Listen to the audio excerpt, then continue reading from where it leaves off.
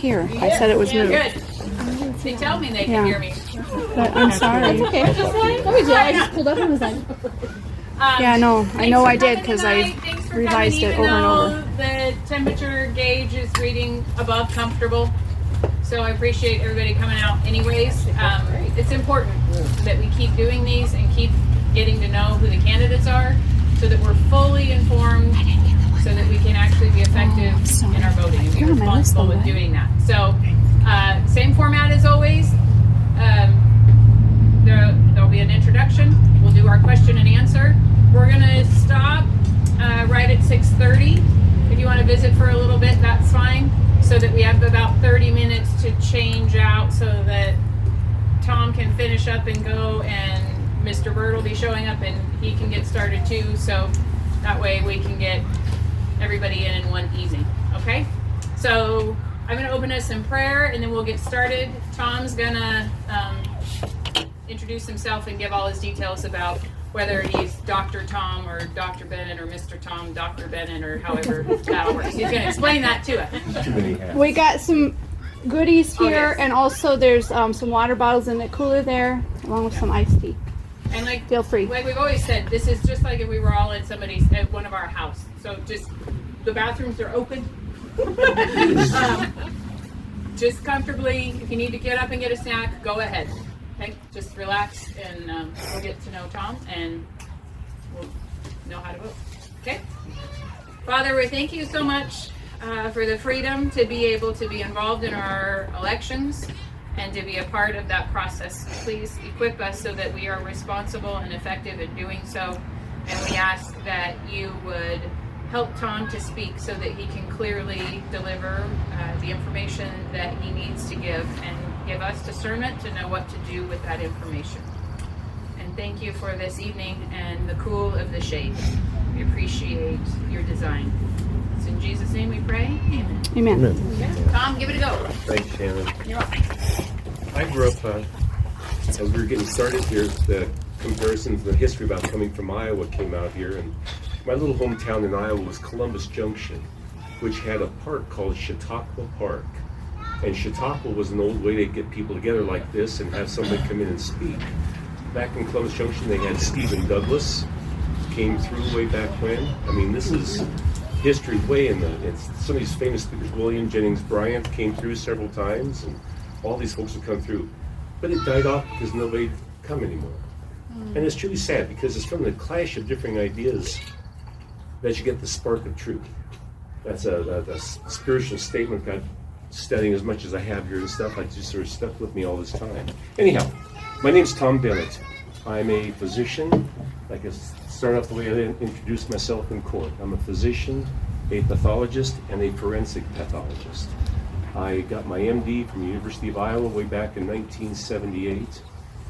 Even before I graduated, I had been starting off doing forensic autopsies for Eastern Iowa because there was no one to do them. So I worked for a pathologist out of Eastern Iowa, Rex Wheeland. He was this good, gray-haired man, just with a booming voice like this that would talk to you and just commanded presence. And he taught me how to do autopsies. And I'd drive my pickup truck all over Eastern Iowa for $75 an autopsy.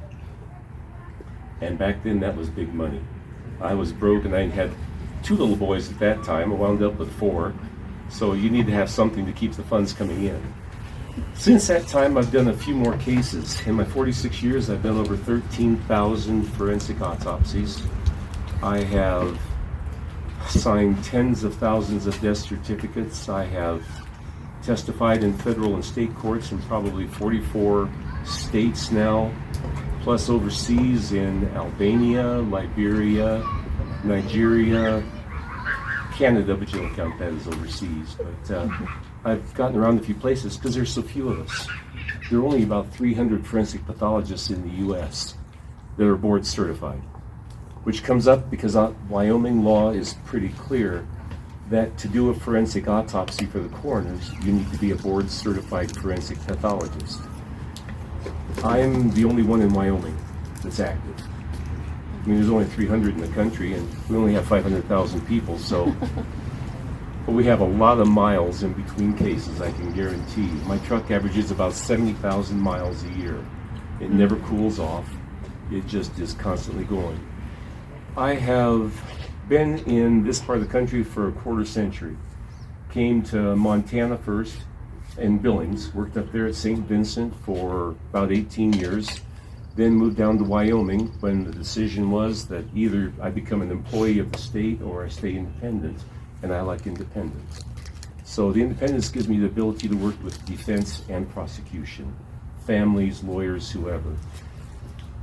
If you work for someone, at least the way a lot of folks work, well, I know a lot of police, obviously. I hang out with more police than I do doctors and others. But the belief is that if you testify against us, then you're the enemy. And you can see that sometimes come back out. All I deal with are the facts. It is what it is. To the living you owe compassion, to the living you owe respect, to the dead you owe the truth. And that's what we try and do.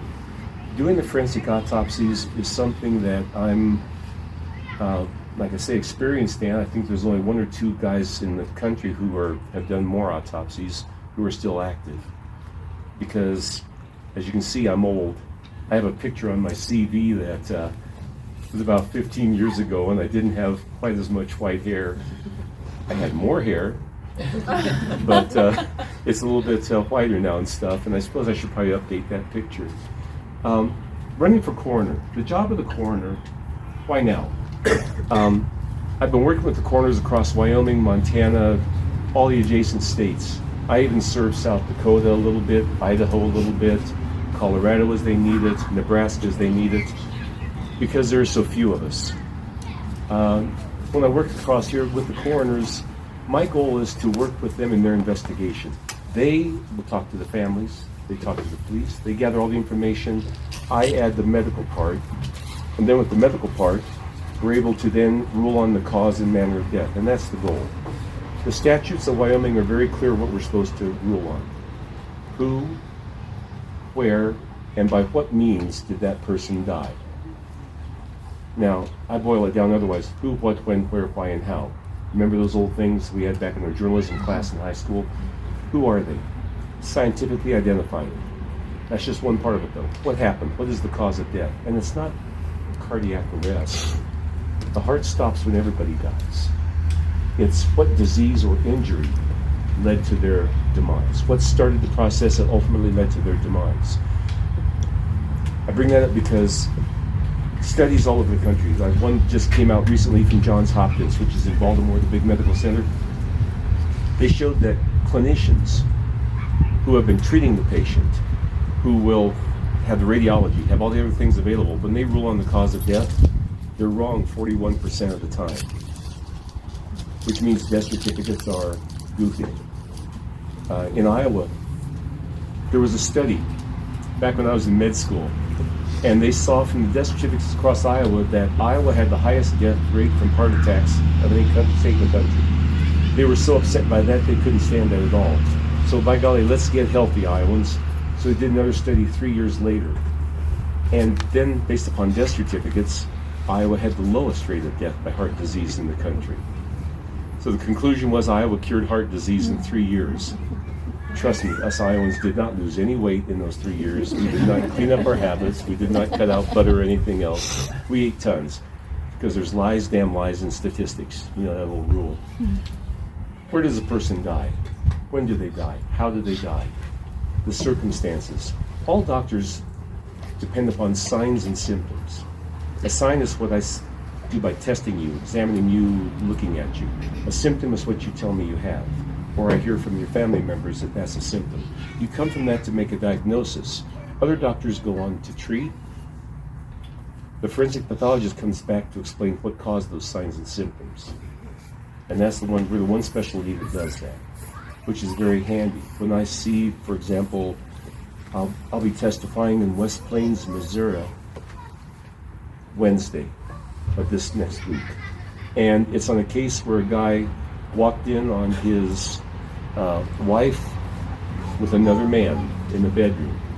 They stood there for a while with guns drawn because it's Missouri, and of course everybody has guns, even when you're in the bedroom with somebody else's wife, which I'm still struggling with that whole concept, you know. But anyhow, shots went out. One man died. Both guys were just got many shots. The medical records are so unclear about entrance, exit, numbers of shots. It's just all over the place. So I have spent hours sorting out the medical records so that the prosecution and the defense both have the facts to deal with. Then give those to the jury, let them decide. I'm not saying who's to blame. If it's a homicide, well, it's obviously a homicide. They were shot by somebody else. But is it murder or not? That's the jury. The trier of fact has to rule that out. So that's my goal. And then finally, you know, how and by what means.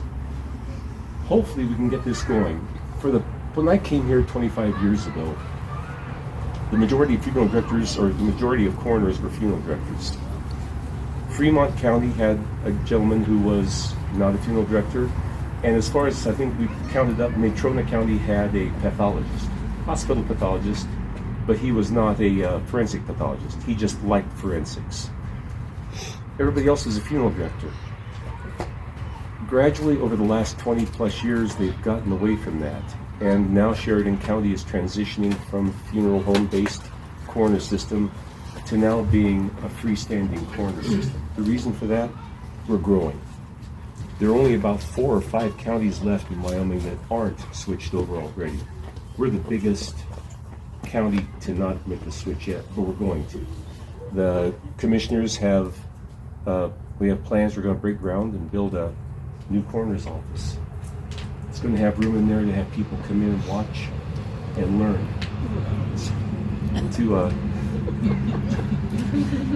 You would not believe, I know, I understand, but you would not believe. 2 weeks ago I was the officiant. I can't say I'm a pastor because no one ever believed that. But I was the officiant at a wedding where a young girl that is a high school kid came and watched autopsies. And she was so hooked that she's now got her degree in forensic sciences. She is, talented beyond belief. She's down in Casper right now. I would love to bring her up here, except she fell in love with this fireman guy and stuff and got married. So I don't think I have a chance in anywhere to get her up here. But that's what we're moving to. Get people excited. Get people to learn. When someone watches an autopsy with me, they get 2 hours of free continuing education credits from Post, which is, well, talk to the sheriff's office how much they have to pay for continuing education classes and stuff like that. And it makes my job easier because my coroners, like PJ, know what they're seeing because we've seen them together and worked through them all these cases. So the goal is to now have it as a freestanding office, one where we can respectfully, very carefully and independently examine someone, then turn them over to the funeral homes when the family chooses afterwards. Make it the family's choice. There have been battles in some jurisdictions. In Kentucky, it was downright fights. Cheyenne had fights. Casper, 30 years ago, had fights going on over it. We're not at that point yet, but the commissioners finally realized that we need to make it an independent office. I have worked with coroners' offices across the country. And because I do a lot of consultation, let alone Missouri, like I say, 44 states I've worked in, I will go here and work with see what they have done for their investigations. When I get a coroner's investigation where I have 2 sentences and 1 picture, there's not much you can work with. This day and age with your cell phone or your digital cameras, pictures don't cost anything. Take pictures.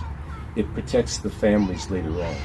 It helps them when you go in the courtroom to justify your rulings. Do a thorough investigation. Make sure you can back up your opinions so we won't be part of that 41% error rate like clinicians have.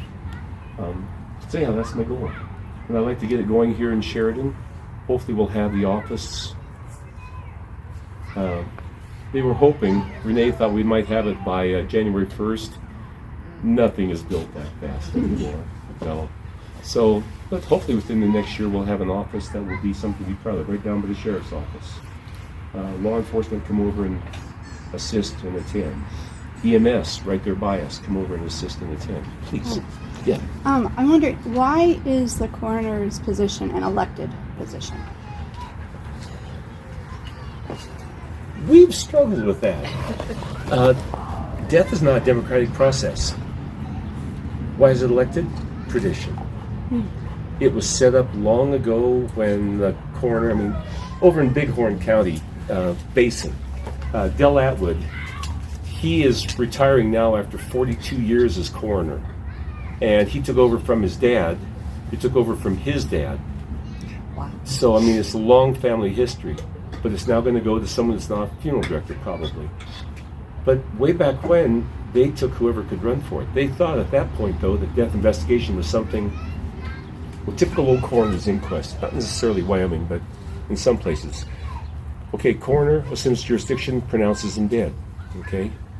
They only call us when they know that death has occurred anyway, but we have to come pronounce him as if that's something magical. Then you get 3 of your buddies, give them each $5, take a vote, cause of death. Democratic process. That's under the belief that ignorance times 3 equals intelligence. It doesn't work that way. Why is it still elected? Tradition. Do I find fault with it? I can work with it. I think I have some of the best coroners I've worked with across the country. But that's fortunately because they spend a lot of time getting training. And we work together. In Wyoming, the nice part about it is, too, that if you're not a physician coroner, and by that, that's MD or DO. So I bring that because Dr. Bird's a wonderful dentist, but in the eyes of Wyoming statutes, he can't sign a death certificate by himself. He will have to consult with a physician, myself, or someone else before he can sign a death certificate. That's the law. And so in those cases, they did that because the funeral directors way back when, their medical training was they know anatomy, but necessarily physiology and manner of death and stuff like this, that wasn't necessarily their forte. So the physician would hopefully help them with that.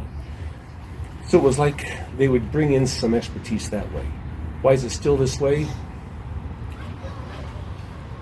A few years ago, they were going to think about trying to switch it to a medical examiner system where they would put doctors in charge in each counties and have the coroners be gone.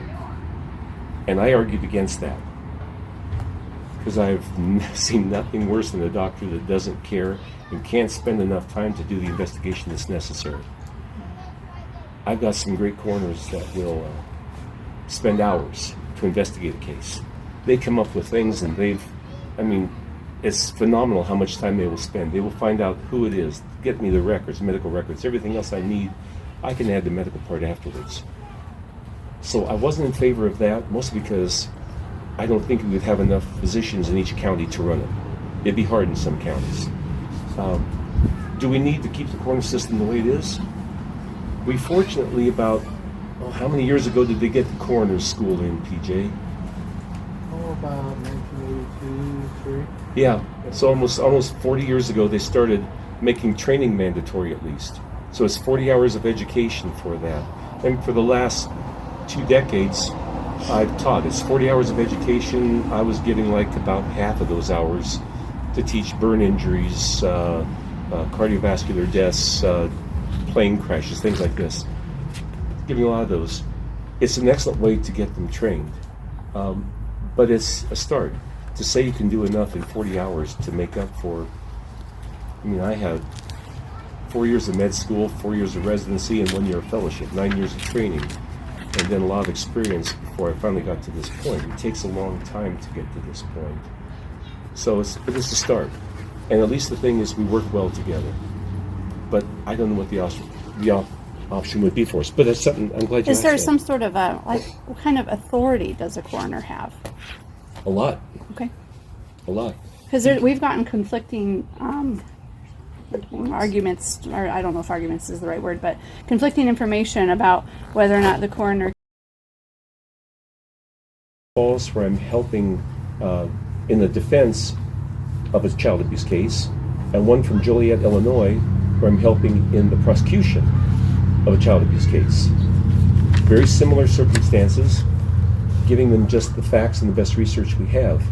It's so much has grown in this, and so many people come out with strong opinions that it's important to have someone who's independent, can work with both sides. If I work as the coroner, I don't necessarily work for anyone else but the person who's dead. Someone has to speak for the dead, and that's what my job would be. What happened? When did it happen? Where did it happen? How did it happen? Help me understand, with this new facility coming in, Mm-hmm. would there be a conflict of interest then? This facility, I'm assuming, belongs to the county. Mm-hmm. Okay. You as elected coroner, if that's where it goes, you would do part of your investigation in that facility? Yes. Okay. As self-employed, would you be using that facility? As self-employed? Sure. I mean, I'm not an employee as far as doing the autopsies. The coroner does the death investigation. We would be doing the autopsies there. Yes. And that's not part of being coroner? That's part of no. The coroner doesn't do autopsies. Okay. See, like, So being able to do an autopsy is not a requirement? That's right. That's right. See, Dr. Bird can never do an autopsy. Right. Yeah. So we're not requiring the coroner to do that, right? That's correct. But if I'm not here, then the law states the forensic autopsy on behalf of the coroner has to be done by a board-certified forensic pathologist. Right. Let me give you the options right now. There were two of them up in Billings. They hired two folks that I've left from Billings, and one of them just left. They can't find anyone to even apply up there. So there's one in Billings. The one over in Rapid City, Dr. Hobby, finally said, I've been holding off for years. I am retiring in January. They can't find anyone to replace him. The only board-certified forensic pathologist in Loveland, Colorado, which is the next closest, moved to San Antonio on the 4th of July. There's no one around. So for forensic autopsies and stuff, it really does make it hard for us. It's lucky in Wyoming that I could see us becoming a center here. Now, when they bring the cases back in, will there be charges for it? Absolutely. If Johnson County brings an autopsy up here to be performed, they will pay Sheridan County a fee for the use of the morgue, a fee for the autopsy assistant. And the general thing across the state is about $500 for the autopsy facility and a couple $100 for the assistant for that time. That will go back in the coffers, offset expenses. Otherwise, this county is providing it so they can have full investigations. And so far it's been a playoff. The way it works, like in Basin, if I do an autopsy over there, they don't charge me to do it because I'm providing it for the county. It's death in their jurisdiction.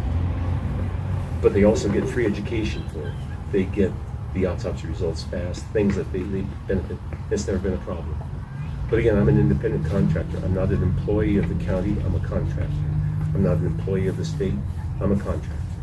As the independent part. The independent part, yes. Okay. But as the coroner, when I do an investigation with my deputies, others, that's all covered by the county. And again, we're neither prosecution or defense. We are just there to Right, serve. you just do the investigation. I'm just trying to understand the difference with you and Dr. Bird. You're both running for the same office, in which being able to do the autopsy is not part of that office. Is that what I hear? It's being, the coroner won't do the, there's, for example, the only other county in the state that has a physician as the coroner was Teton County, Jackson. Okay. But when Gabby Petito died, they called me. I went there, did the autopsy, gave them the cause of death, the report that night and stuff. We were ready to go. And that was, Dr. Blue did all the press coverage and stuff. I don't like the press. I don't need the press. I do that part of it and so forth. He is a physician, but he can't do an autopsy. Yeah. And so it's like they had to find someone. They had a pathologist over in Pocatello that was willing to do it, but he's not board certified. So they had to call me. They called me. And I do those cases for them. So the coroner, whoever the coroner is, Mm-hmm. is part of their job finding someone to do the autopsy? Should be, yes. Absolutely. Yes. If they order an autopsy, they have to find a pathologist to do the autopsy. I've done them here for PJ for 20, I'm in my 25th year of doing them for here for Sheridan County. Okay. Let's just suppose you don't get elected. Yeah. Would you continue doing it? I have no reason to leave. I love it here in Sheridan. Dr. Bird has said he wants to take me somewhere else. For what reason, I don't know. But Dr. Bird says he wants to take me somewhere else. And I feel like that's his privilege. If he becomes elected coroner, that is something to think about. Because who are we going to transport the bodies? Your loved one is going to be driven hundreds of miles, long ways. And about, I don't know what the charges would be, but it can add to the delay. I also know that my autopsy reports, unless I'm waiting for toxicology or microscopic examination, I can have the results back that night. Mostly because I'm really good at short-term memory. I don't want to draw things out too much. At a certain point in your life, you get to that point. It's routinely 4 to 6 months or longer for autopsy reports elsewhere. You will have to wait that long for a death certificate to then settle the estate and afterwards. So that's part of the reason why I would like to keep it here in Sheridan County, and why I've worked with the other counties trying to keep it prompt, is that we can get these things settled. That's part of the goal of the new office, to computerize it to where my part of the death certificate can be done that night instead of waiting for months. And I don't want to repeat myself, but I need to understand. Sure. If you did not win, and Dr. Bird did, if he chose to call on you to do autopsies here, you would be fine with that? This is my home. It's Okay. Sheridan County's my home. Right. Yes, exactly. He has made the statement he wants someone else. So that's why I'm just Okay. passing that on to you No. and stuff. Yeah. And it's the coroner's decision where Is the it? autopsy are going to be Okay. performed. How common is it though for a coroner to also do the autopsy? Well, can't they have 300 of them? The only other time it's happened before in the state of Wyoming was Dr. Thorpen. Okay, so this would be kind of a rare thing for if you got elected as coroner and then you're also doing autopsies. Is that fair to say that's kind of rare? It's rare nationwide. It's rare nationwide. For example, you go in California, the sheriff's the coroner.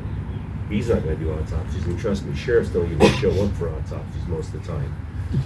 But they hire the pathologist who'll do the autopsies, and one of his deputies is the coroner. That's what Montana is turning into now also. We have a system here that you don't have to do both. But there needs to be someone, and because the statutes of Wyoming are very clear, it should be a board-certified forensic pathologist. That may involve driving a long distance. An autopsy that I'm going to be doing up in Missoula at the request of the family because of some conflicts going on up there and stuff. And between the state and I, we're going to get it done. That's a long ways to drive. And it's hard. I'll ask one more question, then I'll shut up and let you guys ask. So, pathology has nothing to do with the coroner office. The coroner chooses who will do the autopsy, not pathology, who will do the autopsy. That's correct. Right. Okay, so let's take out the autopsy part. That's not what we're voting on. Okay. We're voting on you as a coroner or him Right. as a coroner. Right. Why should I vote for you? Okay. Experience. Dr. Bird is a dentist. He knows teeth. I looked online for his background. He's always been a general dentist until he ran for coroner. Now he's a dental surgeon and a forensic odontologist, which is, I guess, make it sound better, but he's a dentist. He's helped with teeth examination intermittently across the state. The only case I know he's worked on this year was a plane crash down in Cheyenne because the FAA wanted to have documentation of the records. They knew who it was, one guy in a plane talking to the tower, crashed and burned, but they got one. Why should they hire me? I've looked at the entire body for years. I have consulted with the coroners across Wyoming for 25 years. When they need a forensic consultation, they have to talk to the physician. They call me. I will write them a report, give them the cause of death based upon, I review the medical records, do all that for them, because that's what I'm trained to do. I am the physician. I mean, the guys over at the hospital all recognize that. Dr. Hunter, Ian Hunter, do you know him? He's the sweetest man I've ever known. He's not going to even run for county medical officer this year because of the grief he got. Dr. Hunter and I talk a lot just to make sure that we're on the same wavelength. He's a brilliant man. He says, I don't do death investigation. I'm a treating physician. I'm the one specialty that deals with that. Dr. Bird is a dentist. He examines teeth. He fills teeth. He's never signed a death certificate legally in Wyoming in his life. He'll never do an autopsy. We're totally different specialties. My specialty is the one where I have to go in the courtroom. I've testified in court thousands of times. I've had to go in there and defend it, following the rules of DAWBR, Federal Rules of Evidence, where I have to be able to back up every opinion with science, peer-reviewed literature, and tell the court how often my opinion could be wrong. Until you've done that, how many of you guys have ever testified in court? Have you? Fun, isn't it? Yes. You know, it's one of those things where they challenge everything. What is your name? Prove it. It's like, why would I lie about that? So I mean, it's like, it's the one thing that I got into it because being a pathologist and looking in a microscope all day long, I got bored.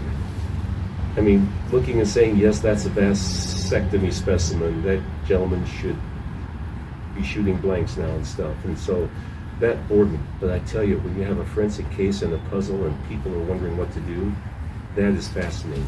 It's not as glamorous as on TV by any means, I can guarantee you that, but it sure is fascinating. So again, Dr. Bird and I are different physicians. And again, he will have to find someone to talk with. If he doesn't ever want to talk to me, then he'll have to find someone to talk to, because that's the law.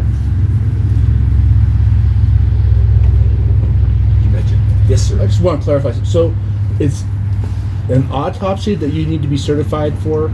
Yes. So then, as a coroner, if you're not doing an autopsy, you're just saying someone, or just dealing with the body. Right. That's also under that'd be part of your job. Well, correct? In one way, whoops. It's part of my job right now because for the majority of the counties in Wyoming, 16 of the 23, I'm the primary pathologist that they talk to. So they will send me the information, give me the medical records, give me the photographs, give me everything to work with. And they'll say, how would you phrase the cause of death? I work with vital statistics, which is the division down at the health department that is in charge of death certificates. We have to fit it into the right terminology to make it acceptable. We have to include things that are important, like did COVID play a role or not? If it did, that's $9,000 extra for the family. Things like this. I have to help them consult on those parts. Only I can do the autopsy. Any physician can consult with the coroner, but they just choose me because the other docs are saying, I don't know why they died, call Bennett. And I don't know how to treat someone very well. I mean, so if someone comes to me and says they have a pneumonia, I'll say, go see a real doctor. If they die, then they call me, which is hopefully they get to a real doctor before they have to come to me. No one has a family forensic pathologist. I have a question. Yes, please. So I think you almost answered it earlier. You Okay. said, why now? Since you've lived here a while, why are you running for coroner now? EJ told him to.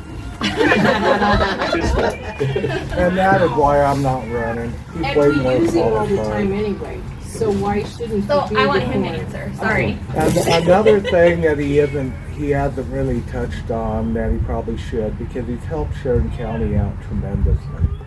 He has consulted with us in the coroner's office when physicians said, I don't know why that person died. We need to get a forensic pathologist. There's so many times we can call him, have him review the medical records, and he doesn't charge for that. And he says, okay, it's really evident this person died of acute myocardial infarction, no cost to the county. Or Sheridan County right now, the statistics on coroner's cases and autopsies is about 30%. We're doing less than half of that in Sheridan County. We didn't say So, And- so the thing is, if we were doing 30%, he's saving Sheridan County probably, the budget for me, because I put it together, is about $57,000 for medical. That just goes to him. If I had to double that, it'd be way over 100, maybe 150,000. If we had to go outside of town and take these bodies to Loveland, Colorado, you can't make that trip in one day. You're gonna go down there, you got meals, you got motel rooms. You're looking at increase of my budget of easily being $150,000 to $200,000. But And isn't he that hasn't touched the that. autopsy part, not the coroner part? That is the coroner's part. The coroner has to transport the body down for the autopsy. Okay. So it either has to be, perhaps the funeral director will take care of it many times, but then they've got expenses. Right. Sheridan County has been doing a wonderful bargain for the longest time. They know it. I mean, I go down Renee Illinois. So this is assuming he would not be doing the autopsy. Yeah, assuming I'm not doing the autopsy. Yeah. That's if he wasn't doing autopsy. Yeah. But the thing is, he's able to give coroner the medical advice for the coroner to sign the death certificate. Dr. Bird can't do that legally. So I see it as killing two birds with one stone. That's the phrase. But I still would like to know why you're running now. Because it's a brand new office. Okay. And I did ask him Brand to. new I didn't office. only ask him, I begged him to. I don't want to do this anymore. You're way more qualified than I am. So there wasn't a coroner's office before. This is There new? was, well, there's no facility. Okay, The yes. facility was Kane Funeral Home. Yeah. I mean, Kevin has, let's use that room down there.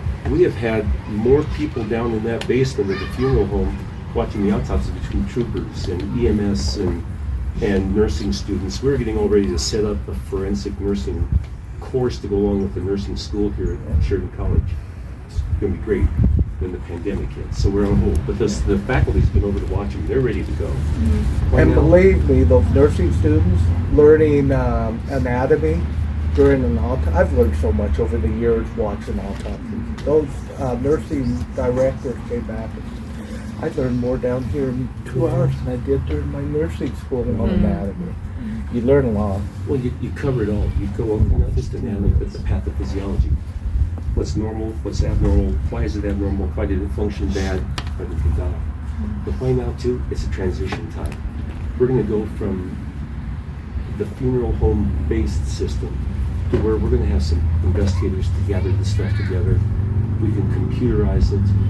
The new facility, we don't have to create a whole bureaucracy for it. I don't want a secretary. It can be computerized. It's a free computer program. The state's providing it for us. It'll be turnkey at that point, and it's just getting ready for when we're to that point still. So that's why it's like and I thought I have helped start offices all over the country, but I've never done one myself. Okay. And I'm old enough now. I think I'm ready. Okay. So, Thank you. yeah. Yes, sir.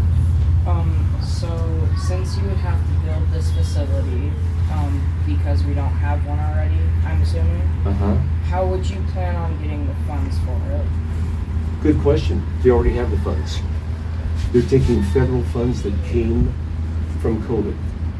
And it's going to be a combined effort to remodel the basement of the sheriff's office, 1/3 of the amount, and then 2/3 of the amount to build the coroner's office. We were going to try and stick it right back behind the sheriff's office, back inside the big chain link fence, but there got to be a little bit of controversy, so it's going to be right in front of it now. What that means, though, is that it's paid for with federal funds. It'll be maintained, I hope, at least in part, by outside cases coming in, let alone the teaching that'll offer for high school kids even. When I was up in Billings, the docs in Red Lodge, good friends, but they would come in and bring their high school kids down. I don't want to have just any kid come in, but if you're in your advanced science classes and want to see an autopsy, come in. I had a young girl over in Gillette last Friday, and she'd seen 2 autopsies before, so I said, okay, it's time. Put your gloves on. It took 4.5 hours instead of 1 hour. She did the autopsy.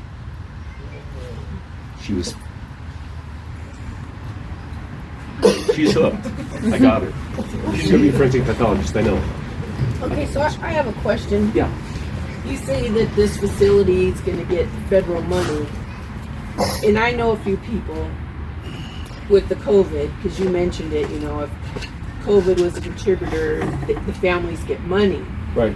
Are you, because I personally know a family in Colorado that had to fight like the Dickens to get that off of there because their person did not have COVID, none, but they marked it that, and it was a lie. Well, then in that case, what we do is we take it off. Well, that's So what I'm it's asking. much You know, easier for us. Are you going to feel pressure if the administration is saying we need to have more labeled COVID?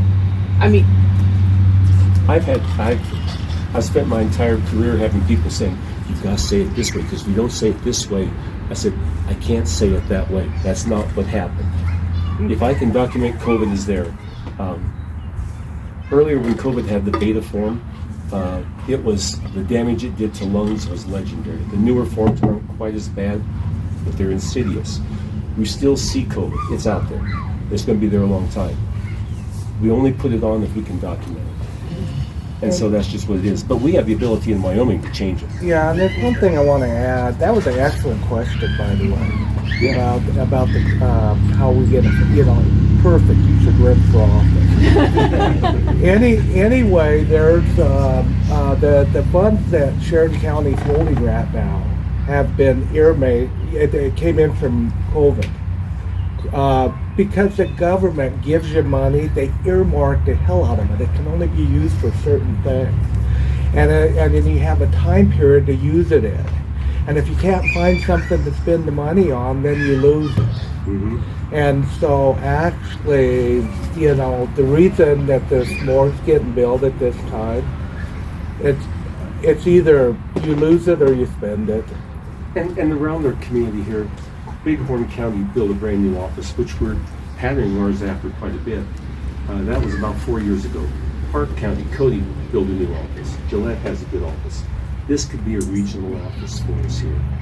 And for convenience for the family and the funeral homes, for one thing, training.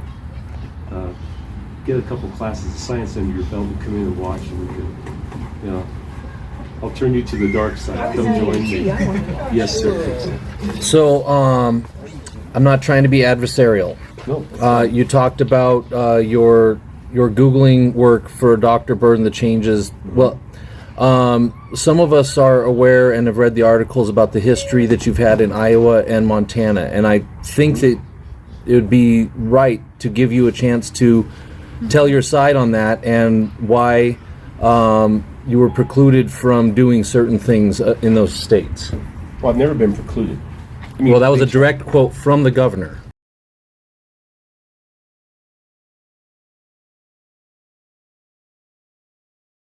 The direct quote from the governor. Governor Bullock. Bullock? Interesting, because Bullock was always staying out of it and stuff. But no matter what, my license has never been restricted. But let me tell you about the way things work in forensics. There's only 300 of us because it's ugly. You get in the middle of these controversies, people make up their minds for things.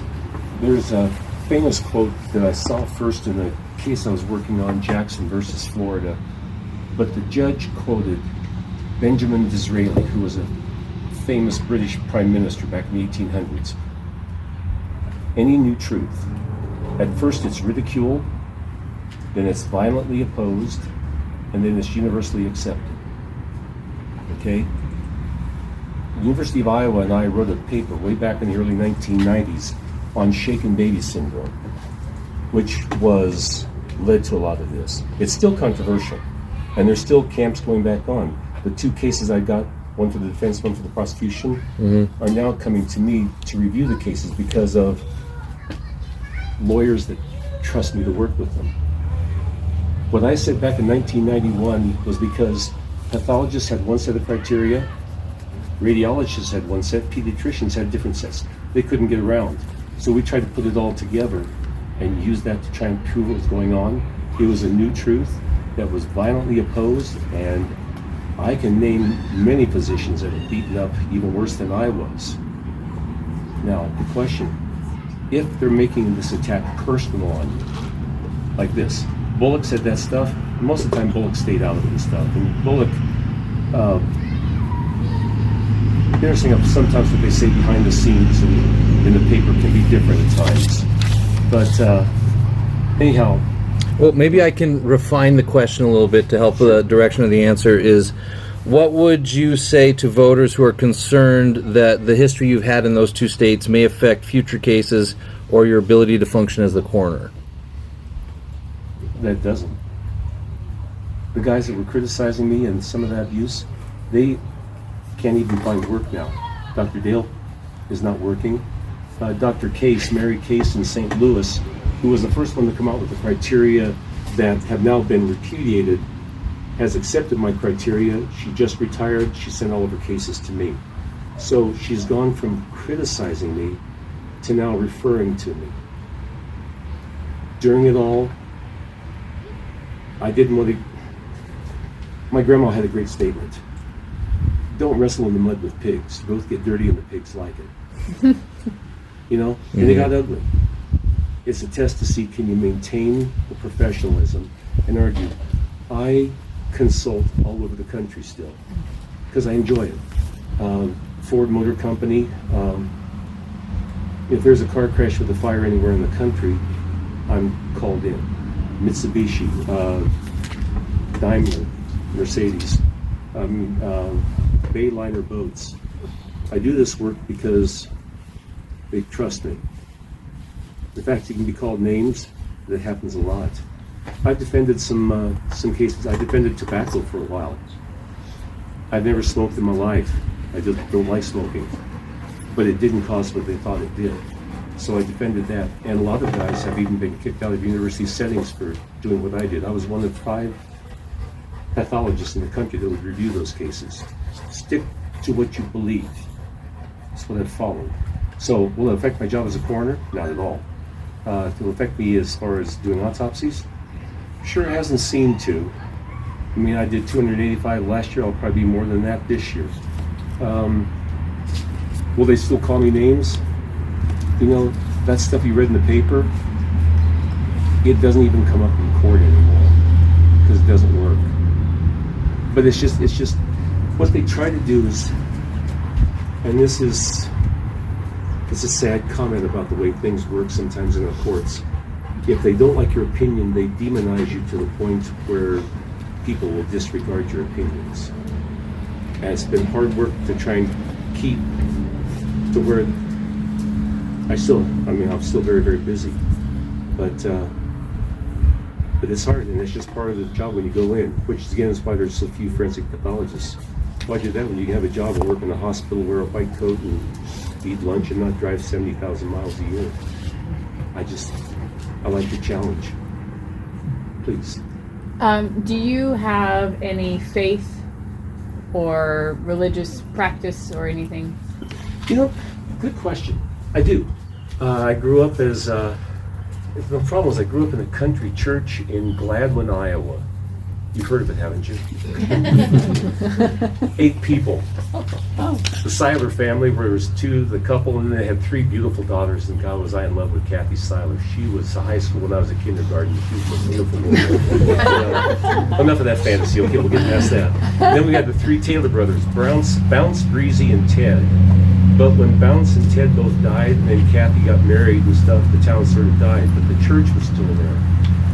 But it was the rotating church where we had, we were Church of Christ one week, Methodist the next, and Presbyterian the next. And so the Lord's Prayer, I still get screwed up on debtors or trespassers to this day. Mm-hmm. I have spent a lot of my life studying religions. And I really wanted, they always say, if you see a road you don't know, follow it until you know.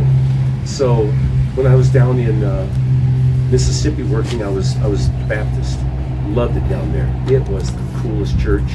And then I was Methodist because of friends up in Des Moines, and I go around. I've also studied, though, the Baha'i faith, the Muslim faith, trying to understand more and more. Quakers. A lot of my friends were Quakers. And there's nothing like a friends meeting to just make you think, this is kind of cool.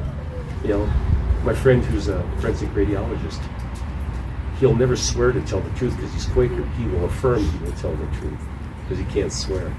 You know, it's different. I consider myself very spiritual. I'm not part of a church necessarily right now, but I've stopped in many times just to sit in the back and enjoy it. Whether it's a black church in the South, or if it's a Quaker church in Des Moines or wherever else. But so I consider myself spiritual.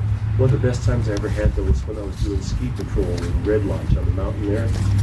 And this old rancher took me out there on a Sunday when I was supposed to work that morning, and he sat on the hillside looking across. He said, "Here's church for us." And I thought, yeah, I can agree with you on that one. It felt good.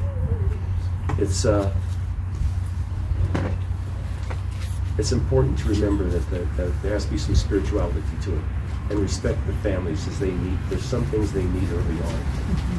You don't rip the history out of them. You don't force them to do anything. You don't just immediately turn to what I think should be done. I've got to respect their needs at that point, spiritual needs too. And that's part of what we do. Did that answer your question? It did. It did. Thank you. Anything else?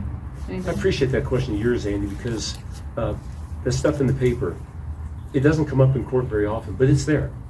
It's there and stuff. I've been called some bad names. But at the same time, they tried to say I'm not allowed to do autopsies in Montana. I do about 20 a year. They created a system. It doesn't come out the fact that the day before all that came out, they offered me a job. And I said, no, I'm not going to work for you. It was April 15th, 2015. April 16th, they came out with this because I said, no, I won't work for you. I want to maintain independence. They wanted control. They demonized to where they could then take over. And now their office won't serve a lot of these autopsies, like the one in Missoula I have to go do, because they don't want to be bothered with them. The family's needs don't matter. Prosecution's needs are what matters. It's philosophically, I just come from a different realm on that.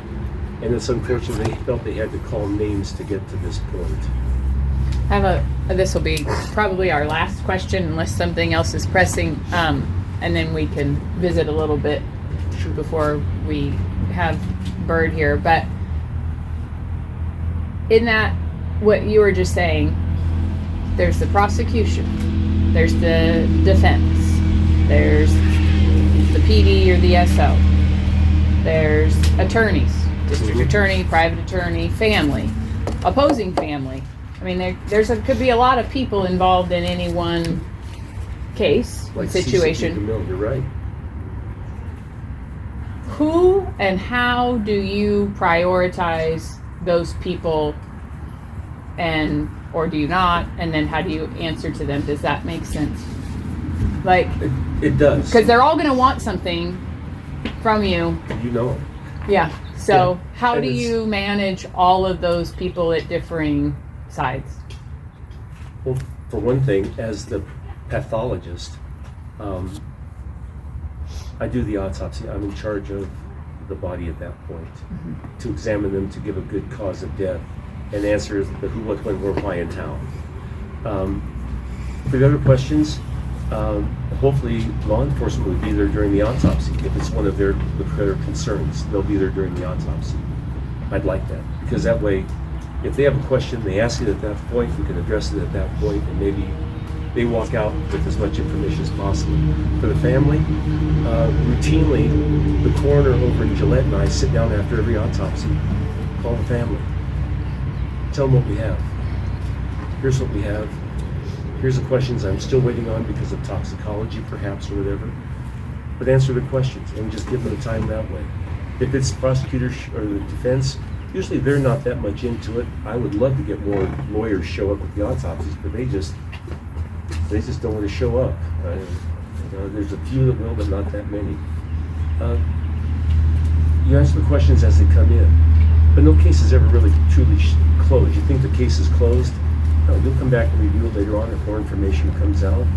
Last night I sent a report off to a family on a case where the daughter had finally gathered all the medical records.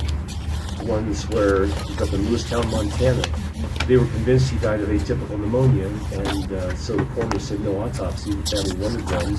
He had cancer everywhere, related to his exposure to asbestos, related to, therefore, things that can help save the family. And I put together the entire report, summarized the medical records for them, and got it to her.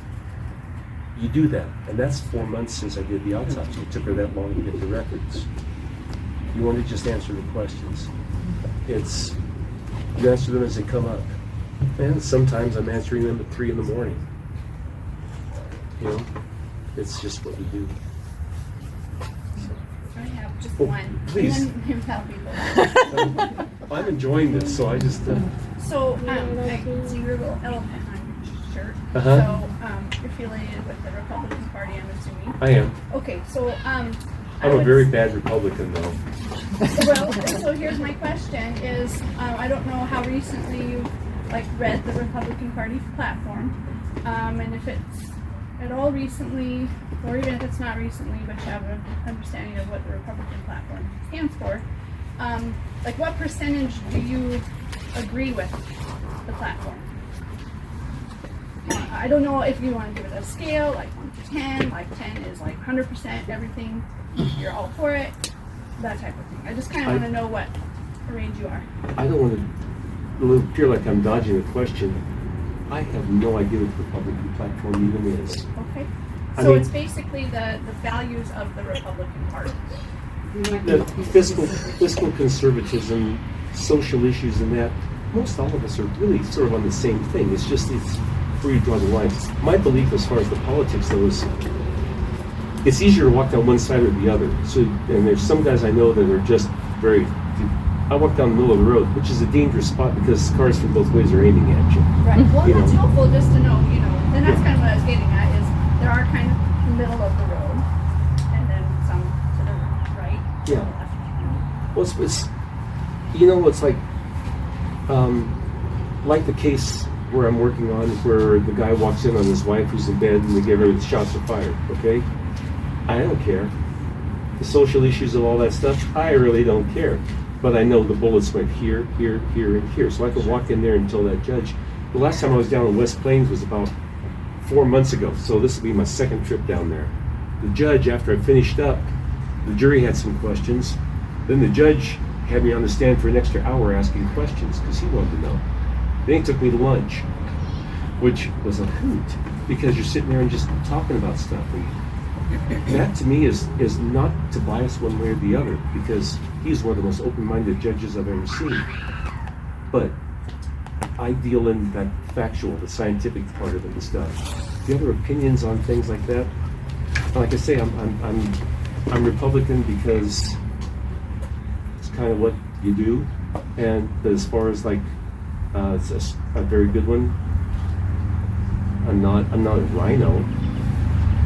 I call myself a chubby unicorn. I got a T-shirt that says so. No way, but it's so I don't really know the politics. I sort of stay out of it for that very reason. And I was married to someone that was a very angry Republican, and I was married to someone that was a very angry Democrat.